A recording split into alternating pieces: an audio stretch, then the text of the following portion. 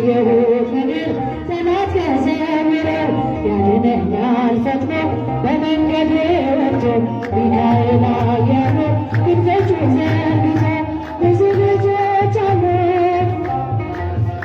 በዙሪያው ያሉትን አርክቷል ክብር ስለ ፍጹም ምልጃ ለእኔ ግን ይለያል መልአኩ ሚካኤል ስለ በዚህ ይለኛል በባሕርያን ታሪክ በእነ ቴላፊኖስ አፍመያ መትረፍ በእነ ዱራታዎስ በነቢዩ ዳንኤል መች ይፈጸምና የሚካኤል ሥራው ይቀጥላል ገና ብዙ ልጆች አሉት በዙሪያው ያሉትን አብቅቷል ክብር ስለ ፍጹም ምልጃው ለእኔ ግን ይለያል መልአኩ ሚካኤል ስለ ደስ ይለኛል ክብር ለሚገባው ክብርን እንሰጣለን ንጉሥ ለወደደው እንሰግድለታለን እንኳን ለሚካኤል በሚናገራት ክብርን እንሰጥለን ለምድር ሹማምን ብዙ ልጆች አሉ ስንመሰክር በዙሪያው ያሉትን አብቅቷል ክብር ስለ ፍጹም ምልጃው መልአኩ ሚካኤል ስለ በዚህ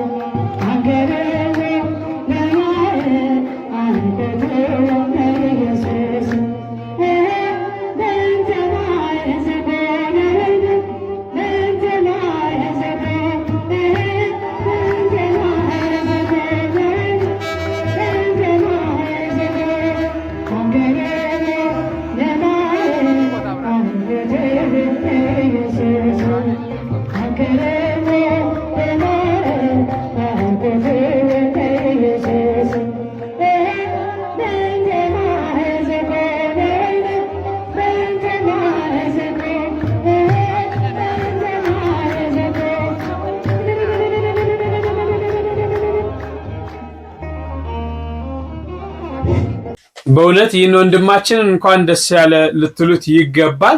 እንግዲህ በድጋሚ ነው ይሄንን ተምለው ለቤተ ክርስቲያን በጣም የደከመ እውነታን በመጋፈጥ በተለይ በዚህ በማህበራዊ ሚዲያ እስከ እስር ድረስ በመዳረግ እንግዲህ ስለ ቤተ ክርስቲያን ዘወትር የሚጮው ወንድማችን ነው። እንግዲህ ጋዜጠኛ ነጋሽ በዳዳ ሁላችሁም ታውቁታላችሁ። እንግዲህ እግዚአብሔር ፈቅዶለት በስርዓተ ቤተ ክርስቲያን ጋብቻውን ፈጽሟል ማለት ነው። ለሌሎች አርያ መሆን የሚያስችል ስራን ሰርቷል ማለት ነው እና እንኳን ደስ ያለ፣ እንኳን ለዚህ አበቃ።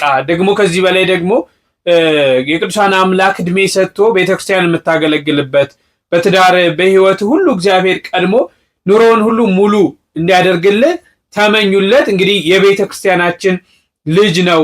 ሁላችሁም ታውቁታላችሁ። በተለይ በሚሰራቸው መልካም ስራዎች ለቤተክርስቲያን ድምጽ በመሆን ማለት ነው እና በድጋሚ እንኳን ለዚህ ያበቃ። ትዳርን የአብርሃም የሳራ ጋብቻ የባረከ አምላክ የእናንተንም ትዳራችሁን ጋብቻችሁን ይባርክላችሁ። ደስታ ሰላም ያለው ትዳር የትዳርን ዓላማ የጠበቀ ነው። ሁሉም ነገር ዓላማ አለው፣ ትዳርም ዓላማ አለው። የመጀመሪያው የትዳር ዓላማ ለጽድቅ ነው። ይህን ቃል ሰምታችሁን? በፍትሐ ነገሥት አንቀጽ 4 የእግዚአብሔርን መንግሥት የወርሱ ዘንድ ብሎ ነው የሚጀምረው። የትዳር ዓላማ ለጽድቅ ነው። በሥጋ ወደሙ አንድነት ሆነን እግዚአብሔር አንድ ያደረገውን ሰው ያለ የተባለለት ቅዱስ ጋብቻ ዓላማው በገበላነው ሥጋና ደም የዘላለም ሕይወት ለመውረስ ነው። ሚስት ለጽድቅ ምክንያት እየሆነች ነው? ባሎች ለሚስት መጽደቅ ምክንያት እየሆንን ነው ወይስ ለመንገብገቧ? እሱን ካገባው ጀምሮ ነው ፊቴ ሁለት መልክ ያወጣው የምትል ሚስት ብዙ ነች። እያማረረችኝ ነው ወይስ እያመሰገነችኝ? እያማረረች ነው። የእሷን ጭቅጭቅ ከምሰማ ውጭ ማምሸት ይሻለኛል የሚል ነው ባልሽ፣ ወይስ አንቺን እየናፈቀ በጊዜ የሚገባ ነው? እንግዲህ ወገኖች ዓላማው ለጽድቅ ነው። እንኳን ለጽድቅ ጽድቁ ቀርቶብኝ እንዳለው ሊሆንብን ነው። ሰላሙም ጠፍቷል፣ ደስታውም ጠፍቷል። ሁለተኛው የጋብቻ ዓላማ መረዳዳት ነው። ሁላችን የምናውቀው ባልና ሚስቶች ግን እየተረዳዳን ነው፣ እየተጋገዝን ነው። በመንፈስም በስጋም በመሳሰለው እየተረዳዳን ነው። ዛሬ እኮ አካል ሰጥተው ገንዘብ የሚደብቁበት ዘመን ነው። የባሏን ገንዘብ የማታውቅ ሚስት ብዙ ነች። የሚስቱን ደሞዝ የማያውቅ ባል ብዙ ነው። ለምን ሆነብን? እንዲህ ያስባረካል እንዴ? እንዲህ ያለው ይባረካል ወይ? አካል ሰጥተዋል፣ በአንድ ቤት ያድራሉ። ገንዘባቸው ግን ለየቅል ነው። ያም ሆኖ አይነጋገሩም። ግልጽነት የለም፣ መተማመን የለም። ጋብቻ እኮ ለመረዳዳት ነው። ሦስተኛው ጋብቻ ዘር መተካት ነው። እግዚአብሔር የሰጠንን ዘር ይባርክልን። የእግዚአብሔር የሆኑ ልጆችን ለማፍራት ነው። እንደ ወይራ ቡቃያ ልጆች በማዕድ ዙሪያ ይላል። ወገኖች ልጆቻችን እንዴት እያሳደግን? ልጆች የእግዚአብሔር ስጦታዎች ናቸው። 16 ስለ ልጆች እየተመካከርን ነው። ልጆች እያደጉ ነው። ልጅን በምክርና በተግሳጽ አሳድገው ኤፌሶን ምዕራፍ 6 ላይ አባቶች እናቶች ልጆች እንዴት እያደጉ ነው? ኢትዮጵያ እያሳደግን አውሮፓዊ እየሆኑብን ነው። የሚበሉት የሚጠጡት እዚህ ነው። ስነ ልቦናቸው ግን እንግሊዝ ነው። እንዴት ነው? አፄ ካሌብን የሚያውቅ ልጅ ተክተናል። ቅዱስ ያሬድን የሚያውቅ ልጅ ተክተናል። ቅዱስ ላሊበላን የሚያውቅ ልጅ ተክተናል። ከስም አወጣታችን ጀምሮ ሀገር በቀልነን፣ ሃይማኖት ተኮርነን። እኛም እነሱም እኮ ልቦናችን የሚኖረው ነጮች ጋር ነው። ኢትዮጵያዊ ልጅ ኦርቶዶክሳዊ ልጅ እያፈራን ነው ወይ? ብዙዎች እያፈሩ ነው፣ እግዚአብሔር ይመስገን። ግን የከፊሉስ እውነት ምን ነው የሚጋደል ሆነ? በእውነት ማሽን ዲጂታል የሆነ ማሽን ተኮር የሆነ ስልክ ተኮር የሆነ ኮምፒውተር ተኮር የሆነ ትውልድ እያፈራን ነው። ንባብ ተኮር ውዳሴ ማርያም ዳዊት ደጋሚ እያፈራን ነው ወይ? እንደ ወይራ ቡቃያ። ስለዚህ እግዚአብሔር አምላክ የሚባርከው ቤተሰብ ልጆቹ ላይ የሚሰራ ነው። ስለ ልጆቹ የሚጨነቅ ነው። ስለ ልጆቹ በእግዚአብሔር ፊት የተወደደ ሆነው እንዲያድጉ የሚጥረውን ነው። እግዚአብሔር ልጆቻችን ይባርክልን። ሌላው ጋብቻ ለደስታ ነው። በእውነት ወገኖች ዓላማውን የጠበቀ ትዳር በወይን የተመሰለ እሱ ነው። ሚስትህን በቤት የሚያፈራ ወይን ናት የተባለው ይህንን ነው። የትዳር ዓላማ ደስታ ነው። ብዙዎቻችን ይህን ጉዳይ እንዘነጋዋለን። ትዳር እኮ የደስታ ምንጭ ነው። ልጅና ትዳር ሰው ልጆች እንዲደሰቱበት እግዚአብሔር የሰጠው ጸጋ ነው። ግን ትዳራችን ደስተኞች ነን? ገና ቅድመ ጋብቻ ያሉ ትዳርን እንዲፈሩ ያደረግነው እኮ እኛ ቀድመን ያገባን ሰዎች ነን። ትዳር ላይ ምሬት፣ ሰላም ማጣት፣ ደስታ ማጣት፣ አለመተማመን፣ መነጫነጭ፣ መኮራረፍ፣ እሁድ ደረን ሐሙስ የሚፋታ የበዛብን እኮ ዘመን ነው። ለምን ሆነብን? ለምን ትዳር እንዲሆነብን? መጽሐፍ ቅዱስ እንዲህ ይላል፣ በትዳር ደስ ይበልህ መክብብ ምዕራፍ 9 ቁጥር 9፣ በሚስት ደስ ይበልህ ምሳሌ ምዕራፍ 5 ላይ በባልሽ ደስ ይበልሽ። ግን እንዴት ነው? ደስታ ካጣው ቆየው የሚል ብዛቱ፣ በሁሉ ነገር ደስተኛ ነኝ በትዳሬ ደስተኛ አይደለም የሚል ብዛቱ ለምን ሆነብን? በትዳራችሁ ደስተኛ የሆናችሁ እግዚአብሔር ይባርክላችሁ። አሁንም ቅዱስ ዮሐንስ አፈወርቅ ምን ይላል? ለባልሽ የሚበላውን የሚጠጣውን የሚለብሰውን ብቻ ታዘጋጅለት፣ ለነፍሱም አስቢ። ሊኮነን ይችላል ባንቺ ምክንያት ካልተንከባከብሽው፣ ካልገራሽው፣ መስመር ካልያሳሽው ይላል።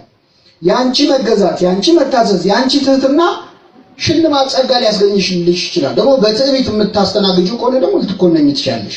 እነማንን ምሳሌ ታደርጊያለሽ? የቀደሙ ሴቶችን ይላል። አንደኛ ጴጥሮስ ምዕራፍ 3 ቁጥር 5 ላይ በቀድሞ ዘመን በሉሲ በእግዚአብሔር ተስፋ ያደረጉ ሴቶች ነበሩ። በማን ተስፋ ያደረጉ? ለባሎቻቸው ሲገዙ ተሸልመው ነበር ይላል። ለባሎቻቸው በትህትና ተገዝተው እሱ መስዋዕት መሆን ይሙትላት እንደተባለ ሚስት ደግሞ ትገዛለት እንደተባለ አምነው አስተውለው ለባሎቻቸው የተገዙ ሴቶች አስተውለው ነበር ይላል ቅዱስ ጴጥሮስ። ይህን ብቻ ብሎ አቆመም።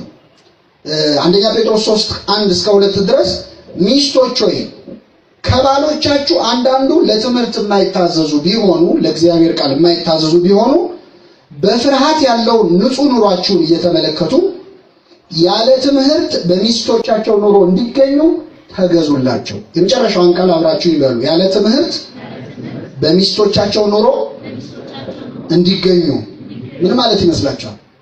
ወንጌል ሳይማሩ እንደዚህ ያለ ጉባኤ ላይ ሳይገኙ ሳይማሩ ማንን አይተው እንዲማሩ? ሚስቶቻቸው። ሚስት ሕይወቷን በትክክል ከእግዚአብሔር ጋር አጣጥማ የምትኖር መንፈሳዊ ሕይወት፣ የመገዛት የትህትና ሕይወት ካላት አንቺን አይቶ እንዲድን አደራ፣ በትምህርት ሳይሆን በእናንተ ምክንያት ብቻ እግዚአብሔር እንዲፈሩ አድርጓቸው ብሎ የበለጠ አደራውን የሚሰጠው ለሚስቶች ነው። እና ቅዱስ ጎርጎርዮስ ዘንዚናዙ ለኦሎምፒያስ የጻፈው መልእክት ላይ በጣም ደስ የሚል ደብዳቤ ነው። ሙሉን ባነብላችሁ ደስ ይለኛል፣ ግን ከሰዓት አንፃር ሐሳቡን ልንገራችሁ። አንደኛ ልጄ ሆይ ይላል፣ ጆሮ ጌጥ በማድረግ ፈንታ ጆሮዎችሽን በወንጌል አስጊጪ ይላል። በምን አስጊጪ? በወንጌል። የእግዚአብሔርን ቃል ጆሮች ላይ አድርጊ እንዳትረሹ፣ ክፉ ነገር እንዳትሰሚ ቁልፍ አድርገሽ ተጠቀሚባቸው። ሁለተኛ በባልሽ አትበሳጪ፣ አትቆጪ። ለምን? ወንዶች ቶሎ ይናደዳሉ ይላል። ወንዶች ይሄን አይመልሱ። ወንዶች ቶሎ ምን ይላሉ? ይናደዳሉ፣ ቶሎ ይበሳጫሉ። ስለዚህ ያንቺ ሚና እሱን መግራት ነው ይላል። ስለዚህ በባልሽ ከባልሽ ጋር ስትሆኚ አራዊትን እንደሚያላምዱ ሰዎች ሁኚ ይላል። እየሰማችሁ ነው እህቶቻችን? ወንድሞች በጣም ይቀየማሉ፣ እርግጠኛ ነኝ አራዊትም ምን እንደሚሉ። ስለዚህ ባልሽ መቆጣት ጠባዩ ሊሆን ይችላል። እሱ ሲቆጣ አብረሽው አትናደጂ፣ አትቆጪ። ስለዚህ ሚስትን አስጠነቀቃት። ባልሽ ቢቆጣ አብረሽው አትቆጪ። ኃላፊነቱን ለሷ ነው፣ ለሴት ነው የሰጠው። ሰይጣን በመሃል እንዳይገባ አድርገሽ ታገሺ። ሚስት በእውነት ድንቅ ቃል ነው ቅዱስ ጎርጎርዮስ የተናገረው። ከኔ ጋር በሉ፣ ሚስት በባህር ማዕበል ለሚናወጥ ባሏ የጸጥታ ወደብ ናት። ማለት በቁጣ ማዕበል ውስጥ ሚናጥ፣ በብስጭት ማዕበል ውስጥ አልሸነፍ ባይነት አልበገሬነት ውስጥ የሚናወጥ ባሏን የምታረጋጋ ጸጥ የምታደርግ ወደብ ናት። አብራው የምትቆጣ ኮርስ የዚህ ተቃራኒ ነች ማለት ነው። ኦርቶዶክሳዊትነት ማለት ምን ማለት ነው? አንዲት ሙሽራ ሆና ለክርስቶስ የታጨች ናት። ብዙ አይደሉም። አንዲት ሙሽራ፣ ሙሽራችን አንድ፣ የታጨን አንድ ሆነን ነው። ይሄ ግልጽ እንዲሆንልን ላርቃችሁ እንዲህ አለ ወንጌል። የሉቃስ ወንጌል ምዕራፍ 15 ቁጥር 1 ላይ እንዲህ ይላል፣ ለእረኛው 100 በጎች ነበሩት። ከ100 በጎቹ አንዱ ጠፋ። ምን አለ? ሊፈልግ ወረደ። የጠፋው ሰው ነው። ዝቅ አለና ምን አለ? ለአንዲት ሴት 10 መክሊት አላት። ሴት ያላቸው ሥላሴ ናቸው። ከ10 መክሊት አንዱ ጠፋት። የጠፋው ሰው ነው። ወረደና ቁጥር 11 ላይ እንዲህ ይላል፣ ለአንድ ሰው 2 ልጆች አሉት። አንዱ ድርሻዬን ስጠኝ አለና ጠፍቶ ሄደ።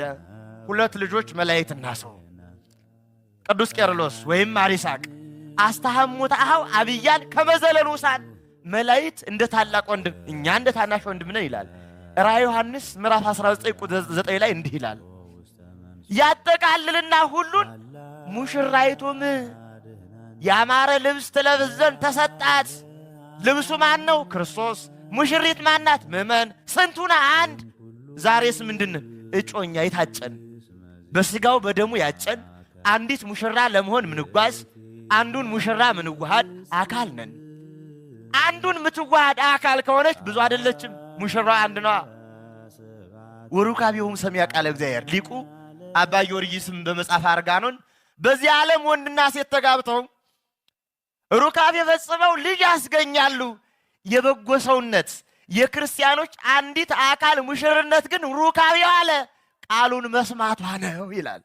በአንዱ ቃል ምጸንስ ጮኛው አካለ ክርስቶስ ናት። ወደዚህ ምስጢር ነው የጠራን። ኦርቶዶክሳዊ አንድነት ማለት እዚህ ውስጥ ያለ ህይወት ማለት ነው። እዚህ ውስጥ ያለ ህይወት በአንዱ ኪዳን በአንዱ መቅደስ የሚመላለስ ከዚያ በኋላ ነው በአፋ በምንገለገልበት በዚህ ዓለም በሰራ ነው ቤተ እግዚአብሔር በቤተ መቅደሱ ዙሪያ እያወደስን እያስቀደስን የምንመላለስ እኛ ህብረቶች ስንኖር ነው። ይቺ ክርስትና ይህች አካል ይህች ምስጢር ልበሉ ምኗ ነው አንድ የሆነው? አስባችሁታል? አንድ የሆነ ነው የትኛው ላይ ነው? ምድራውያንማ ቢሆን ባልደነቀም ነበር። አይደንቅም። ከማን ጋር ነው አንድ ያደረገን? ልበሉ ከቅዱሳን መላእክት ጋር ከነፍሳተ ቅዱሳን ገነት ካሉት ጋር ብሔረ ሕያዋን ካሉት ጋር ብሔረ ብፁዓን ካሉት ጋር በዚህ ዓለም በገጸ መሬት ከተሰወሩትና ከግሁሳን ጋር እንዲሁም በዚህ ዓለም የምንኖር በተጋድሎ የምንኖር ሰዎች ሁሉ አንዲት ሙሽራ ሁነን ለክርስቶስ የታጨን ሁነን ነው አንድ የተባልነው። ከዚህ ህብረት ውስጥ መውጣት የሚፈልግ አለ? ይሄንን ምስጢር አኗኗር ሊጠላም ይችላል? የለም።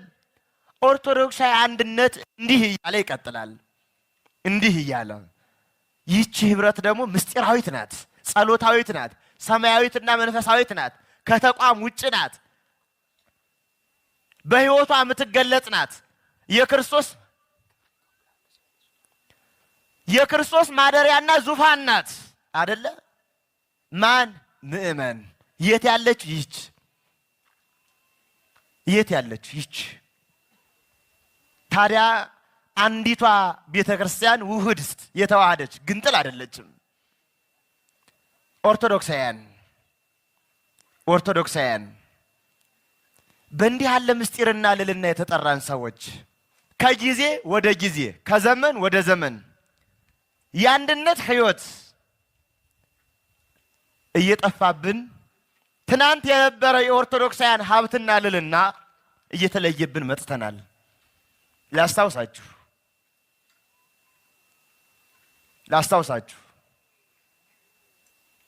ሀገራችን የእግዚአብሔር ሀገር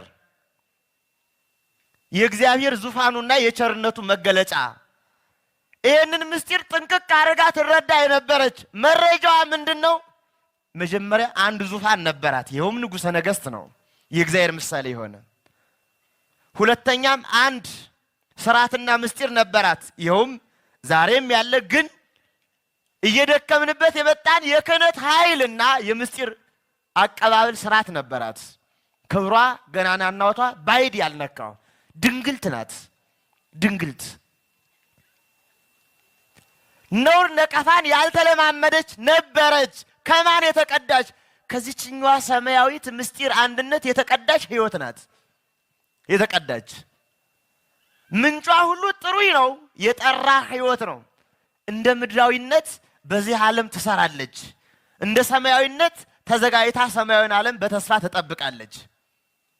እኛ እንደዚያ ነን። እዚህ ዓለም ፈርሰን በስብሰን የምንቀር ህይወት የሌለን አደለንም።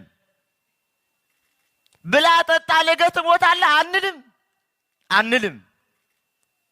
ዓለምን ለትውልድ ለማስረከብ እንሰራለን። ሰማያዊን ዓለም ለመዋጀትም እንዘጋጃለን። ክርስትና በዚች ምስጢሩ የመጣ ነው።